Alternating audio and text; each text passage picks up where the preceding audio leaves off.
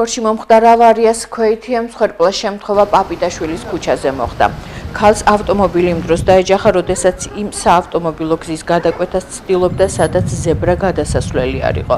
ავტომობილში შეჯახების დროს მძღოლის გარდა ოჯახის წევრები ისხდნენ. მომხდარზე დაწყებულია გამოძიება სისხლის სამართლის კოდექსის 276 მუხლის მე-6 ნაწილით. მსუბუქი ავტომობილის მძღოლი გამოკითხვაზეა გადაყვანილი. ქალს რო დაეჯახა, ეგ ვიცით მარტო ჩვენც რასაც ავხედა. ქვეითად მოსიარულე იყო. კი, ქვეითად მოსიარულე იყო. მაღაზიიდან გამოვიდა დაახლოებით აი მაღაზიიდან, ბეღელიდან. დაახლოებით რა საკის იქნებოდა? ალბათ 1-60 წლამდე იქნება. გარდაიცვალა ვიცი? კი, გარდაიცვალა.